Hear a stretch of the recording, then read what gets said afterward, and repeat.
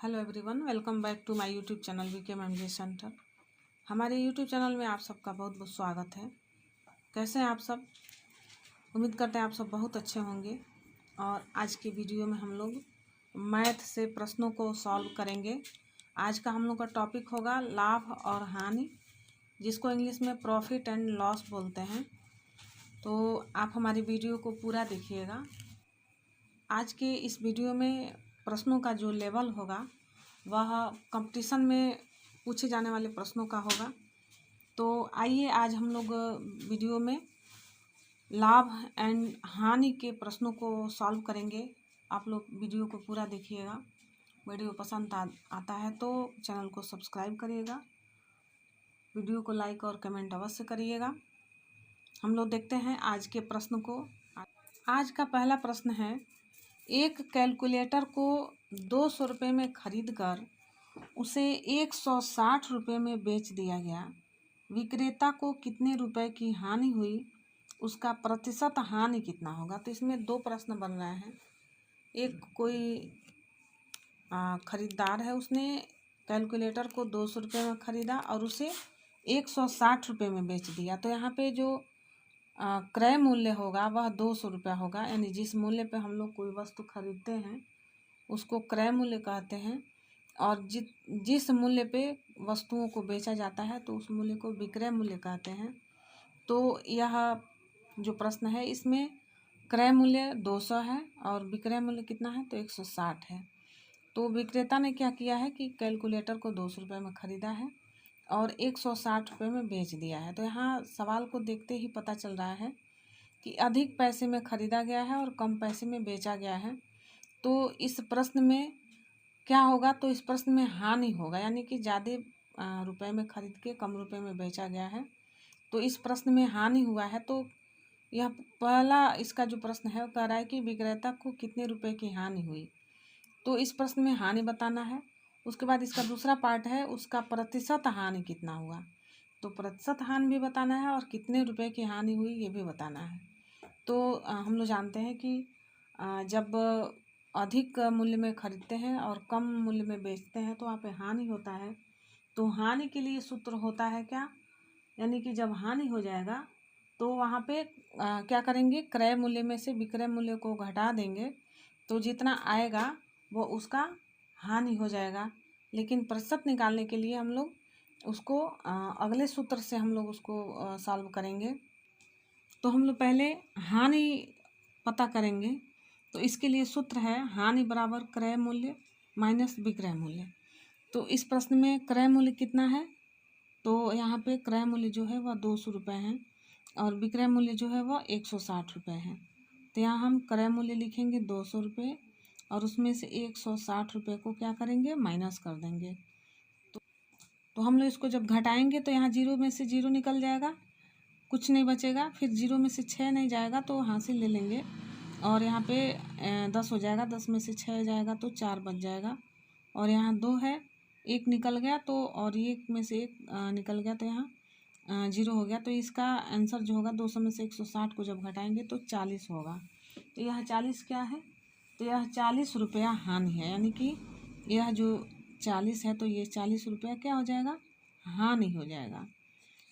इसके बाद से इस प्रश्न का दूसरा पार्ट जो है उसका प्रतिशत हानि बताना है। तो प्रतिशत हानि के लिए सूत्र अलग है। तो अब हम लोग प्रतिशत हानि पता करेंगे। तो इसके लिए सूत्र जो लगेगा यहाँ पे वो हो जाएगा प्रतिशत हानि बराबर हानि बटा क्रय मूल्य गुणे 100। तो ये इसका सूत्र है। जब भी प्रतिशत हानि निकालेंगे तो इस सूत्र को याद रखेंगे। तो हम क्या करेंगे, प्रतिशत हानि निकालने के लिए क्या करेंगे अब? तो जो हानि हुआ है कितने रुपए का हुआ है? 40 रुपये का। हम लोगों ने पहले हानि पता किया है तो वो 40 रुपये का हुआ है। और क्रय मूल्य, तो यहाँ पे क्रय मूल्य कितना है? तो वह 200 रुपया है। तो यहाँ पे 40 बट्टा 200 और गुणा यहाँ पे ये 100 का हो जाएगा। अब इस प्रश्न को सॉल्व करेंगे। क्या करेंगे कि जीरो से इस जीरो को काट देंगे, 2 जीरो से 2 जीरो कट गया। अब यहाँ बचा 40, तो 40 को 2 से काटेंगे। तो 2 से जब 40 को काटेंगे तो कितना होगा? 20 बार में 40 कट जाएगा 2 से। यहाँ आ जाएगा 20। अब ये 20 क्या होगा, तो ये 20% और यही हानि होगा। इस प्रश्न को सॉल्व करने पे कितना आया है, 20%, यानी कि 0 से 2 जीरो से ये 2 जीरो कट गया और ये 2 से 40 कट गया, कितने बार में, 20 बार में। और 20 में 1 से गुणा करेंगे तो 20 हो जाएगा और ये प्रतिशत हानि हो जाएगा। तो इस प्रश्न में हानि जब पूछा गया है तो कितना हुआ है, 40 रुपये का, और जब प्रतिशत हानि पूछा गया है तो ये कितने प्रतिशत का हो गया, तो 20% का हो गया है और यही इसका आंसर हो गया। आज का दूसरा प्रश्न है, 12 वस्तुओं का क्रय मूल्य 16 वस्तुओं के विक्रय मूल्य के बराबर हो तो प्रतिशत हानि क्या होगा। यानी कि इस प्रश्न में ये पूछ रहा है कि जो 12 वस्तुएं हैं इनका क्रय मूल्य 16 वस्तुओं के विक्रय मूल्य के बराबर हो। यानी कि 12 वस्तुओं का क्रय मूल्य किसके बराबर हो, 16 वस्तुओं के विक्रय मूल्य के बराबर हो, तो प्रतिशत हानि क्या होगा। इस प्रश्न को सॉल्व करने के लिए क्या उपाय हम लोग लगाएंगे, तो यहाँ पे देखेंगे हम लोग कि 12 वस्तुएं हैं, ये 12 वस्तुएं क्रय की जाती हैं तो उतना मूल्य दिया जाता है जितना कि 16 वस्तुओं के विक्रय मूल्य के बराबर ही हो जाता है। तो इस सवाल को हल करने के लिए क्या करेंगे हम लोग, यहाँ पे सॉल्व करेंगे सवाल को और क्या करेंगे, यहाँ पे हम लोग 16 वस्तुएं जो हैं इसमें से 12 वस्तुओं को क्या करेंगे कि घटा देंगे और घटाने के साथ साथ 16 से भाग भी दे देंगे और उसके बाद से गुणा 100 का कर देंगे। यानी कि यहाँ पे कौन सा सूत्र अप्लाई हो रहा है, यहाँ पे हानि हो रहा है तो यहाँ पे कौन सा सूत्र अप्लाई होगा, यहाँ पे सूत्र अप्लाई होगा प्रतिशत हानि। यानी कि यहाँ पे सूत्र क्या अप्लाई होगा, प्रतिशत हानि का सूत्र अप्लाई होगा। और क्या होगा, प्रतिशत हानि बराबर क्या होता है, तो हानि बटा क्रय मूल्य, हानि बटा क्रय मूल्य गुणे 100। तो यही सूत्र यहाँ पे अप्लाई हो रहा है। तो हम लोग देखेंगे कि जो 16 वस्तुएं हैं उनका विक्रय मूल्य किसके बराबर है, 12 वस्तुओं के क्रय मूल्य के बराबर है। तो इसको घटा देंगे, 16 में से 12 जब जाएगा तो कितना बचेगा, तो बचेगा 4 बटा 16 हो जाएगा और गुणे 100 हो जाएगा। अब इस सवाल को फिर सॉल्व करेंगे। अब इस सवाल को सॉल्व करेंगे तो क्या करेंगे कि ये जो 4 है इससे काट देंगे 16 को, तो 4 से जब 16 को काटेंगे तो 4 बार में भाग जाएगा। यहाँ पे 4 से 16 4 बार में कट गया। अब इसके बाद से इस 4 से 100 को काट देंगे तो कितने बार में कटेगा, 25 बार में कट जाएगा और यही क्या हो जाएगा, 25% जो हो जाएगा यहाँ हानि हो जाएगा, हानि, यही आंसर हो जाएगा। यानी कि जो वस्तुएं 12 रुपये में खरीदी जाती हैं उसका मूल्य और 16 वस्तुओं के विक्रय मूल्य के बराबर होता है तो उसमें प्रतिशत हानि होता है। तो वह प्रतिशत हानि कितना हो रहा है, तो 16 वस्तुओं में से 12 वस्तुओं को घटा दिए और 16 से भाग दे दिए और गुणा 100 कर दिए, यानी कि प्रतिशत हानि हो रहा है यहाँ पे। तो इसलिए हानि बराबर प्रतिशत हानि बराबर हानि बटा क्रय मूल्य गुणे 100, यही सूत्र अप्लाई हो रहा है। तो यहाँ पे 16 में से 12 निकल गया तो बचा कितना, 4 बटा 16 गुणे 100। तो 4 से 16 को काट दिए 4 बार में और 4 से 100 को काट दिए 25 बार में, तो 25 चौको 100 हो गया और यही 25 जो है परसेंटेज में आ जाएगा, यानी हानि का प्रतिशत कितना है, तो 25% हानि हुआ इस प्रश्न में। अगले प्रश्न को हम लोग देखते हैं। अगला प्रश्न सॉल्व करेंगे हम। यदि 10 रुपये में 12 वस्तु खरीद कर 6 रुपये में 5 वस्तु बेचा जाए तो प्रतिशत लाभ या हानि क्या होगा। तो यहाँ पे देखते हैं कि 10 रुपये में कोई वस्तु क्या करते हैं, खरीदते हैं। कितनी वस्तुएं खरीदते हैं, 12 वस्तुएं खरीदते हैं और 6 रुपये में 5 वस्तु बेचे जाते हैं। यानी कि 10 रुपये में 12 वस्तु खरीद कर 6 रुपये में 5 वस्तु बेचा जाए तो प्रतिशत लाभ होगा या हानि होगा, ये बताना है। तो इसको हम सवाल को ऐसे सॉल्व करेंगे, इस चिन्ह के द्वारा हम इसको मिला देंगे, क्योंकि हम क्या करते हैं कि 10 रुपये में 12 वस्तुएं खरीदते हैं और 6 रुपये में 5 वस्तु बेचते हैं।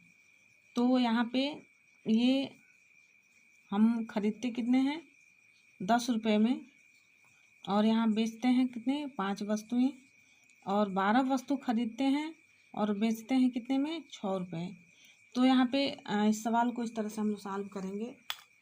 सवाल को सॉल्व करेंगे हम लोग यहाँ पे 12 गुणे 6, यानी 12 में 6 से गुणा करेंगे और 10 में 5 से गुणा करेंगे। तो 12 गुणे 6 हो गया माइनस 10 गुणे 5 हो गया बटा इस 10 में 5 से गुणा कर देंगे, गुणा 100 का हो गया। अब हम लोग इसको गुणा करेंगे तो 12 छक्के 72 हो जाएगा, और 10 पचे कितना हो जाएगा, तो ये हो जाएगा 50 हो जाएगा, और बट्टा फिर हो जाएगा 10 पचे 50 हो जाएगा, और यहाँ पे फिर गुणे 100 आ जाएगा। अब इस सवाल को सॉल्व करेंगे तो क्या हो जाएगा इस प्रश्न का 72 में से 50 को जब हम माइनस करेंगे तो यहाँ मिलेगा हमको 22, यानी कि इस 2 में से 0 गया तो यहाँ पे 2 आ गया, 7 में से 5 गया, यहाँ पे 2 आ गया, तो यानी 22 बट्टा कितना हो जाएगा 50 हो जाएगा, और गुणा यह 100 यहाँ पे आ जाएगा।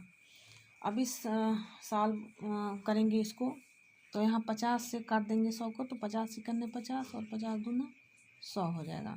अब यहाँ पे बचा कितना 22 और 2, तो यहाँ गुणा कर लेंगे, 22 में 2 से गुणा कर देंगे, तो ये कितना आ जाएगा 22 दूना 44, 22 दूना क्या होता है 44, तो यही प्रतिशत हो जाएगा। ये प्रतिशत क्या हो जाएगा लाभ हो जाएगा, यहाँ पे प्रतिशत लाभ हो जाएगा, और यही इसका आंसर हो जाएगा। क्योंकि इस सवाल में क्या करते हैं कि यहाँ पे 10 रुपये में 12 वस्तु खरीदते हैं और 6 रुपये में 5 वस्तु को बेचा जाता है। तो इस प्रश्न में क्या होगा प्रतिशत लाभ होगा, और ये प्रतिशत लाभ कितना होगा तो 44% होगा। आज के अगले प्रश्न को देखते हैं। एक रेडियो को 800 रुपये में खरीद कर कितने रुपए में बेचे कि 8% की हानि हो। तो यहाँ पे 8% की हानि हो रही है, तो इस सवाल में हानि पूछा जा रहा है कि एक रेडियो को 800 रुपये में खरीद कर और कितने में बेचा जाए कि 8% की हानि होगी। तो यहाँ पे प्रतिशत हानि दिया हुआ है, क्या दिया है प्रतिशत हानि दिया हुआ है। पूछा क्या जा रहा है कि विक्रय मूल्य पूछा जा रहा है, कितने में बेचें, तो इसका क्या पूछा जा रहा है विक्रय मूल्य। सवाल को सॉल्व करेंगे। यहाँ पे सूत्र होता है विक्रय मूल्य निकालने के लिए, विक्रय मूल्य पता करने के लिए कि विक्रय मूल्य कितना है। तो जब हानि होता है तो क्या करते हैं विक्रय मूल्य में से को पता करने के लिए क्रय मूल्य में लाभ को जोड़ देते हैं, और जब हानि होता है तो विक्रय मूल्य पता करने के लिए क्रय मूल्य में से हानि को घटा देते हैं। तो इस तरह से इस प्रश्न को सॉल्व करेंगे। क्या करेंगे प्रश्न को प्रतिशत यहाँ पे क्या हो रहा है कि हानि बताना है, तो यहाँ पे क्या करेंगे प्रतिशत हानि निकालने के लिए 8% हानि बताना है। तो यहाँ पे इस सवाल को लगाने के लिए सूत्र है प्रतिशत हानि बराबर होगा हानि क्या होगा हानि गुणे 100 बटा क्रय मूल्य का प्रतिशत। तो यहाँ पे हम लोग क्या करेंगे यह 800 रुपये जो है वो क्या है क्रय मूल्य है, 800 रुपया क्या है क्रय मूल्य है। अब इस क्रय मूल्य में क्या करेंगे जो प्रतिशत हानि है, यानी कि कितने प्रतिशत हानि है तो 100 में से 8 को घटा देंगे, यानी 8% हानि है, यानी 100 में से 8 को जब घटाएंगे तो यहाँ पे प्रतिशत हानि यहाँ पे हम सीधे सीधे इस तरह से लिखेंगे और बटा 100 कर देंगे। अब इस 100 से 800 आसानी से कट जाएगा, कितने बार में 100 अठे 8 बार में कट जाएगा, 100 अठे 800 हो जाएगा। तो यहाँ पे ये 800 हम यहाँ पे लिख लेते हैं, ये 100 से 8 कट गया तो ये 8 आ गया, और यह गुणे का चिन्ह यहाँ पे आ जाएगा। और क्या करेंगे हम ये जो 100 है इस 100 में से 8 को जब घटाएंगे तो कितना बचेगा 92 घटेगा, 92 यहाँ पे बच जाएगा। तो 8 में 92 से जब हम गुणा करते हैं तो ये आ जाएगा 8 से 92 में गुणा करेंगे तो 8 दूना 16 हो जाएगा, 8 नवा 72, एक हासिल मिल के कितना हो जाएगा 73 हो जाएगा। तो ये 73 क्या मिल गया, यह 73 क्या मिल गया तो यहाँ विक्रय मूल्य मिल गया। तो ये कितना हो गया विक्रय मूल्य, यानी कि कोई वस्तु 800 रुपये में खरीद कर और 736 रुपये में बेचेंगे तो हानि कितना होगा, 8% का हानि होगा। तो ये इसका आंसर हो गया 736 रुपये। ये क्या हो गया, विक्रय मूल्य हो गया। विक्रय मूल्य को हम लोग शॉर्ट में सेलिंग प्राइस को विक्रय मूल्य यानी PMU भी लिख सकते हैं। तो आज का 5वां प्रश्न है। यह प्रश्न है कि एक घड़ी को 500 रुपये में खरीद कर कितने रुपए में बेची जाए कि जिससे 12% का लाभ हो। यहाँ पे क्या दिखाना है, लाभ हमको पता करना है, यानी 12% का लाभ हो रहा है इस सवाल में। एक घड़ी जो है 400 रुपये में ख़रीदा गया है और वह कितने रुपए में बेची जाए कि लाभ कितना हो, 12% हो। इसके पिछले सवाल में हम लोगों ने क्या किया है कि जब क्रय मूल्य के लिए क्या करते हैं हम लोग, क्रय जोड़ना या घटाना हम लोग ऊपर करते हैं, और जब विक्रय मूल्य होता है तो जोड़ना और घटाना नीचे करते हैं, और जब हानि होगी तो क्या करेंगे, घटा देते हैं, और जब लाभ होगा तो जोड़ देते हैं। यानी कि पिछले सवाल में हम लोगों ने 8% की क्या हुई थी, हानि हुई थी, तो हम लोगों ने क्या किया था, 8% की क्या हुई थी, इसमें हानि हुई थी, तो वहाँ पे हम लोगों ने 100 में से 8 को घटा दिया था। यदि यहाँ पे अगर लाभ हुआ होता तो यहाँ 100 जो है 8% है जो है, इसमें क्या करते, 100 में 8 को जोड़ देते। तो यहाँ पे इस सवाल में हम लोग हानि जाने हैं, अगले सवाल में हम लोग लाभ जानते हैं। तो इस सवाल में हम लोगों को लाभ दिखाना है, तो यहाँ पे हम लोग सवाल को सॉल्व करेंगे। इसको कैसे सॉल्व करेंगे, तो उसी तरह से जैसे हम लोगों ने कितने रुपए में ख़रीदा था, क्रय मूल्य इसका कितना था, सॉल्व करेंगे। हम लोगों ने घड़ी को कितने रुपए में ख़रीदा है, तो 500 रुपये में ख़रीदा है। 500 रुपये में ख़रीदा यानी कि क्रय मूल्य है कितना है, 500 है, गुणे लाभ कितना प्रतिशत हुआ, तो 12% का लाभ हुआ है। तो इस 12% को लिखने के लिए हम लोग क्या करेंगे, 100 धन 12, यहाँ पे लाभ हुआ है तो 100 में 12 को जोड़ दिए हैं। यदि यही हानि होता तो 100 में से 12 को घटा देते, तो यहाँ पे 100 में से 12 को क्या कर रहे हैं, जोड़ दे रहे हैं। अब इसका बटा 100 हो जाएगा, इसका बटा 100 हो जाएगा। अब हम क्या करेंगे, इसको इस 100 से 500 को काट देंगे, यहाँ बचेगा 5।